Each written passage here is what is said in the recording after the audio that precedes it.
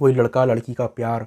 और आजकल तो मैं देखता हूँ छोटे छोटे बच्चे, हमारी उम्र में इतना नहीं था, हम लोग प्यार शब्द के बारे में जानते ही नहीं थे कि प्यार क्या है, अट्रैक्शन क्या होता है इसके बारे में जानते ही नहीं थे। और आज पाँचवीं छठवीं 5-6 साल के बच्चे, 8 साल के बच्चे, 9-10 साल के बच्चे गाने लगे हैं बचपन का प्यार।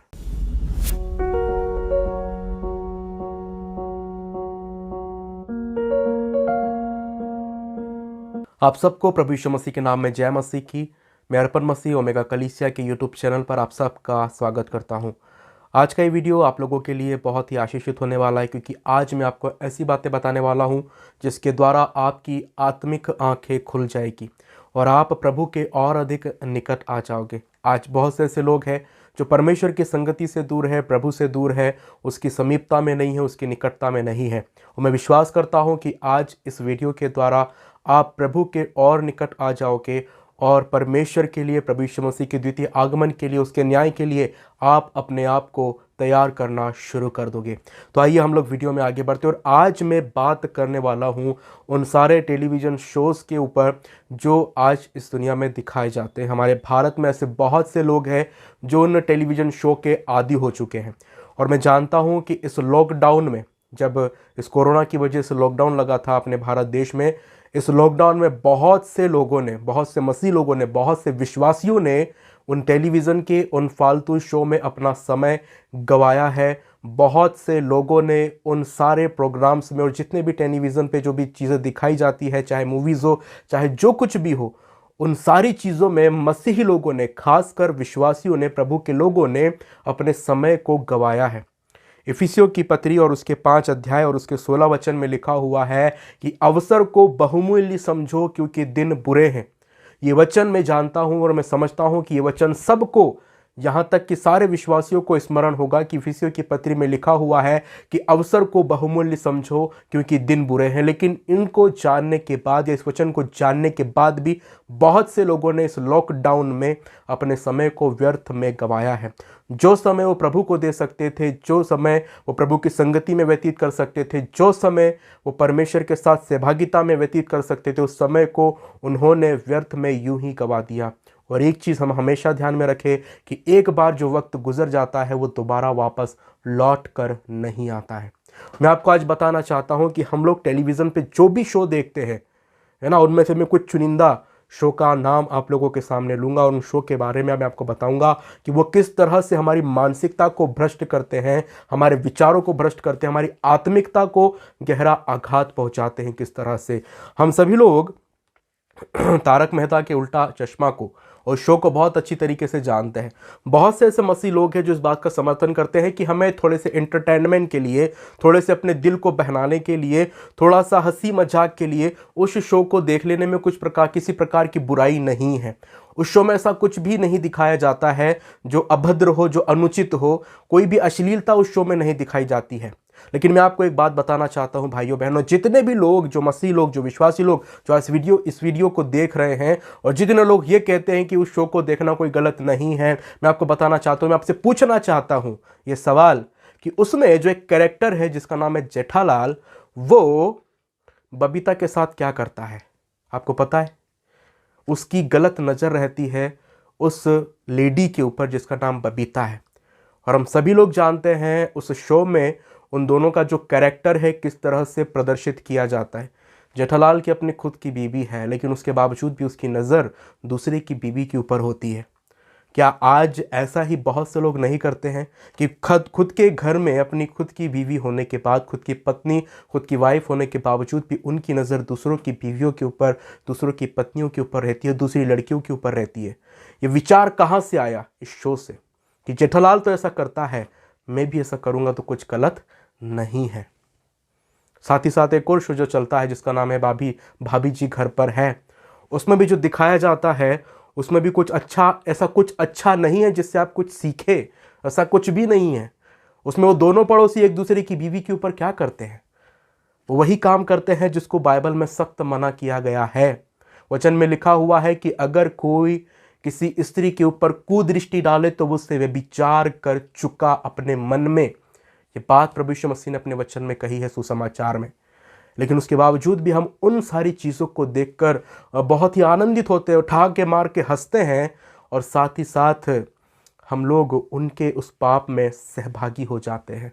वो तो अपना कैरेक्टर करके अपने अपने घरों पर चले जाते हैं, लेकिन हम उन कैरेक्टरों में डूब जाते हैं। हम भी उनके जैसा करने की, उनके जैसा बनने की कोशिश करते हैं। और आज के समय में जो विकृति मसीह समाज में आई है, वो इन्हीं सब चीज़ों के कारण आई है। और कहीं ना कहीं इन सारी चीज़ों का कुछ ना कुछ सहयोग मसीह जीवन को विकृत करने के लिए, मसीह जीवन को बर्बाद करने के लिए कहीं ना कहीं इन सारी चीज़ों का प्रभाव है।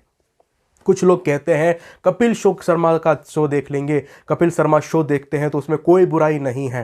कहते हैं कि हंसना सेहत के लिए अच्छा होता है, हंसने से आयु बढ़ती है। और कपिल शर्मा का शो देख के हम सप्ताह भर की सारी टेंशन भूल जाते हैं, सारी चिंताएं भूल जाते हैं। इस प्रकार की दलील उस शो को देखने वाले लोग देते हैं। मसीह लोगों की मैं बात कर रहा हूँ, अन्य जाति लोगों से मेरा कोई लेना देना नहीं है, मैं मसीह लोगों की बात कर रहा हूँ।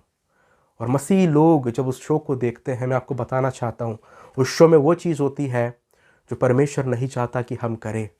उस शो में आने वाले हर एक कैरेक्टर का उपहास किया जाता है, हर एक कैरेक्टर को ठट्ठे में उड़ाया जाता है। हर एक व्यक्ति के शरीर, उसके शरीर की बनावट, उसके शरीर की हालत, उसके चेहरे का, उसके शरीर के मोटापे का, दुबलेपन का, उन सारी चीज़ों का मजाक बनाया जाता है। और इससे बड़ी बात कि उस शो में जितने मेल कैरेक्टर होते हैं वो भी लेडीज़ के कपड़े पहनकर आते हैं, जो बाइबल के अनुसार बिल्कुल अनुचित है।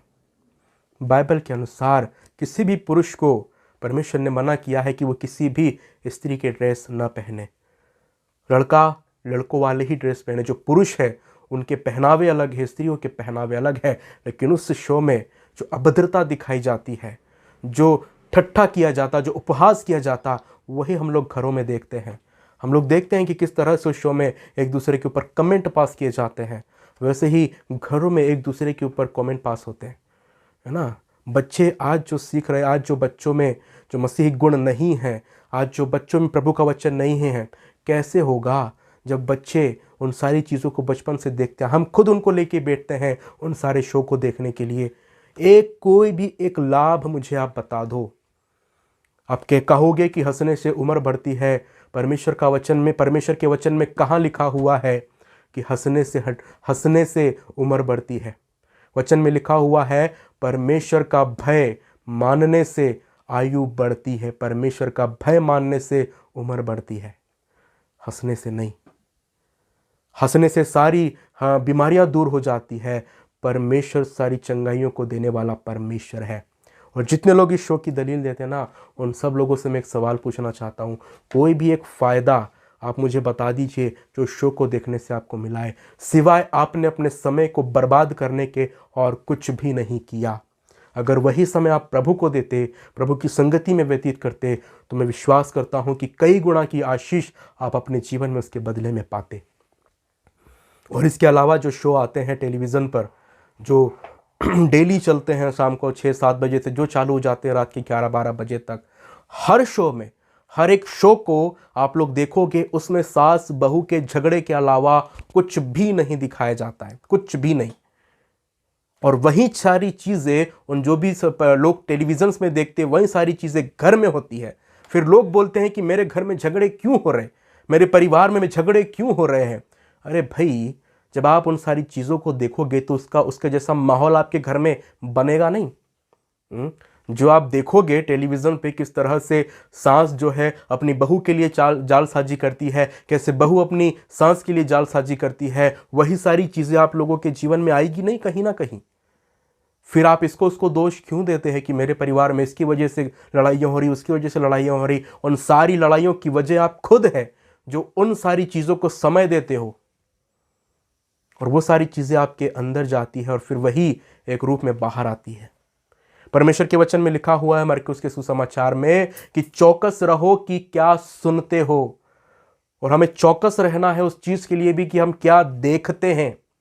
हमारा देखना, हमारा सुनना, हमारा बोलना, इन सारी चीज़ों का न्याय होगा एक दिन, जब हम स्वर्गीय सिंहासन के सामने खड़े होंगे। हमने जीवन भर क्या देखा है उसका न्याय प्रभु लेगा। हमने जीवन भर जो सुना है उसका न्याय प्रभु लेगा। हमने जीवन भर जो बोला है उसका न्याय प्रभु लेगा। मसीह जीवन कोई साधारण जीवन नहीं है जिसको हम हल्के में लेकर चले भाइयों बहनों।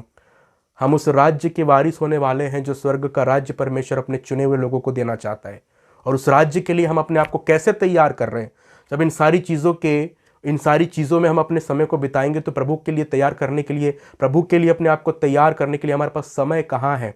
इसलिए तो पौलुस कहता है कि समय को बहुमूल्य समझो, क्योंकि दिन बुरे हैं। और आज जितना बुरा समय चल रहा है, मैं विश्वास करता हूं इससे कहीं ज़्यादा बुरा समय आने वाला है, जब लोगों के अंदर से परमेश्वर के प्रति जो प्रेम है वो पूरी तरह से ठंडा पड़ जाएगा। क्योंकि वचन में साफ लिखा हुआ है कि अधर्म के बढ़ने से बहुतों का प्रेम ठंडा पड़ जाएगा। और जैसे जैसे बुराइयां बढ़ रही हैं इस संसार में, परमेश्वर के प्रति जो लोगों का प्रेम है वो धीरे धीरे ठंडा पड़ता जा रहा है। धीरे धीरे लोग परमेश्वर के साथ समय बिताना भूल रहे हैं। उनके पास समय नहीं है।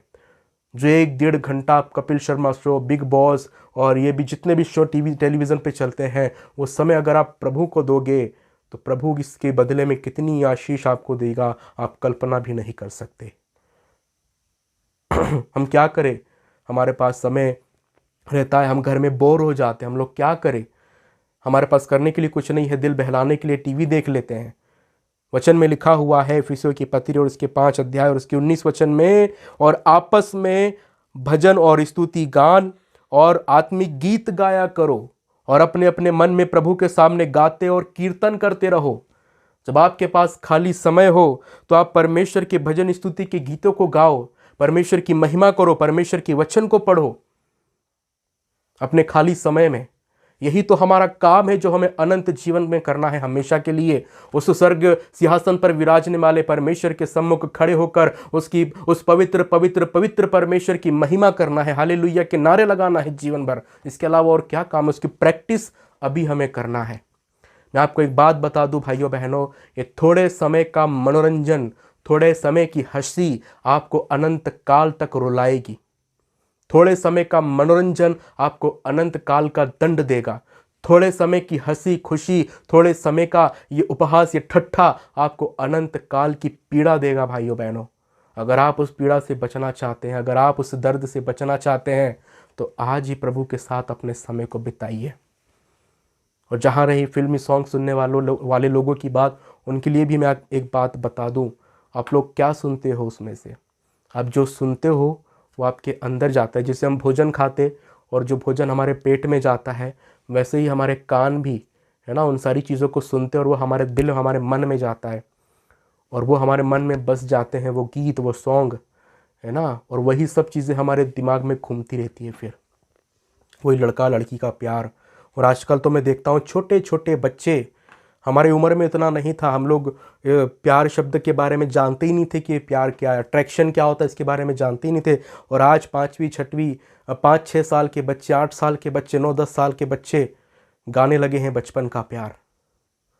कहाँ है मसीहियत? कहाँ है प्रभु यीशु मसीह?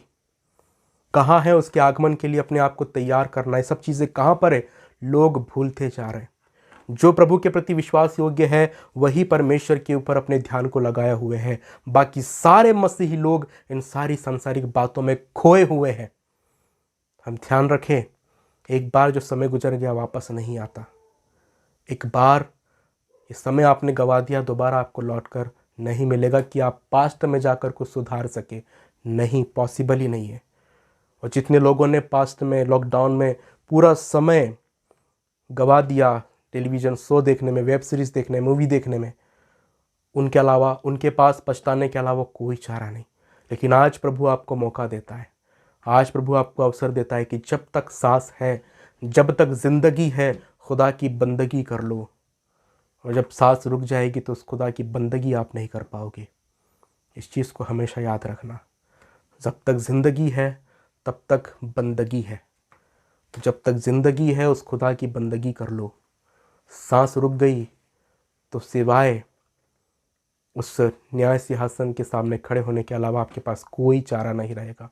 आप उस समय फिर कितनी ही दलील क्यों ना दे दो, कोई काम नहीं आएगी।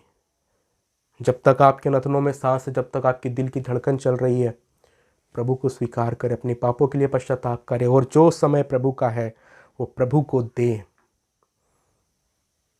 क्योंकि जो समय आप प्रभु को दोगे उसकी आशीष आपको मिलेगी, और नहीं प्रभु को दोगे, न्याय के समय उसका भी हिसाब आपको देना पड़ेगा।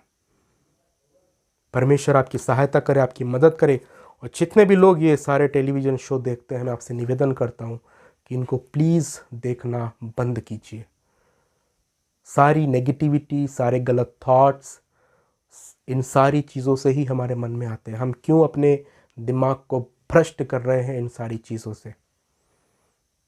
चाहे किसी भी शो के विषय में आप ले लीजिए, सारे शो आपके मेंटली हेल्थ को डिस्टर्ब करते हैं।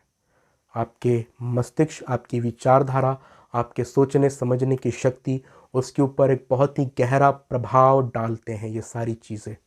तो इन चीज़ों से बचिए।